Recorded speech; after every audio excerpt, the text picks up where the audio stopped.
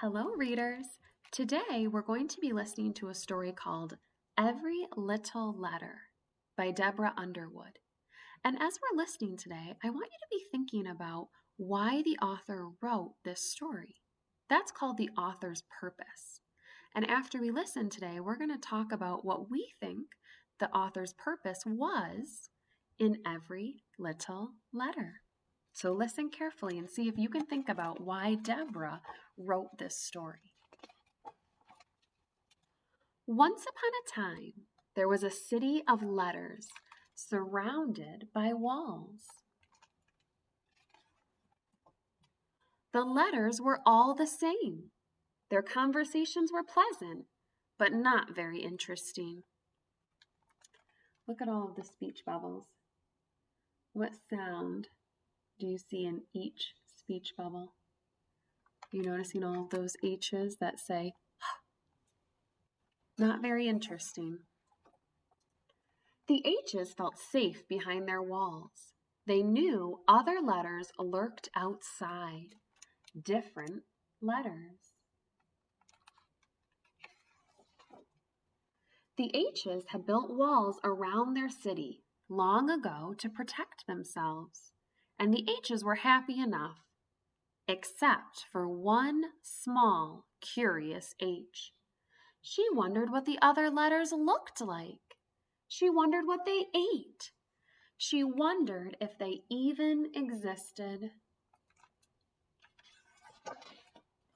One day, the small H found an opening in the wall. She peered through it and saw an eye. The eye did not look dangerous. It did not look scary. The H slowly reached her hand through the opening. The eye reached out too. And together, they made something extraordinary. H-I, they made the word hi. But a big H saw, and soon the wall was sealed up again. The small H missed her new friend. She had an idea. She sent him some letters, lots of letters. But a few flew astray. The little O caught one, and he made the word O. The idea spread from one letter to another. The X's tic-tac-toe games became much more exciting. The B's playground was full of surprises. Can you see the little B? He caught two O's and he made the word boo. The Y's finally got some answers.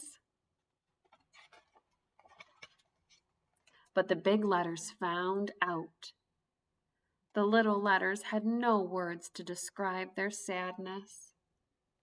The H only had a small D and a small N that she managed to hide away.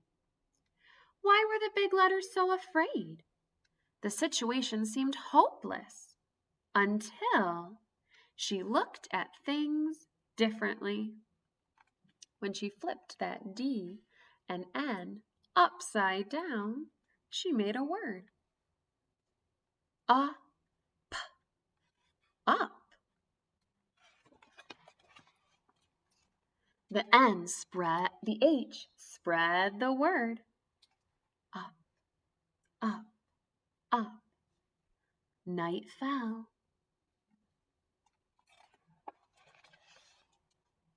And day dawned.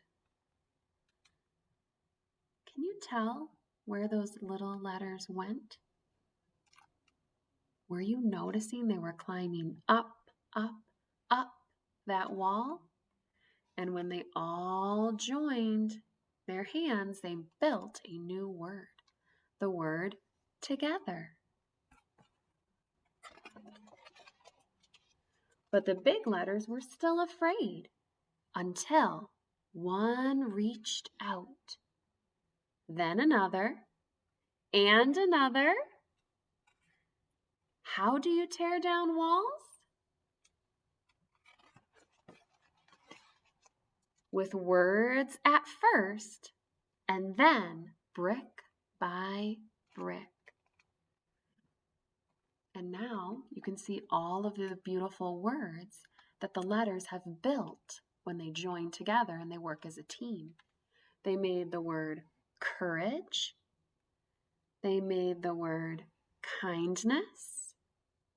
They made the word cooperate, help, and give.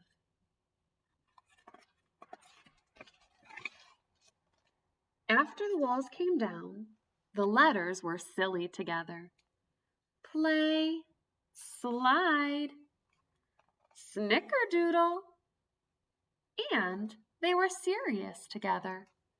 Trust, listening, friendship, and finally, together they discovered the most important word of all. Can you read the word that they've built? What did the author think the most important word of all was? Love.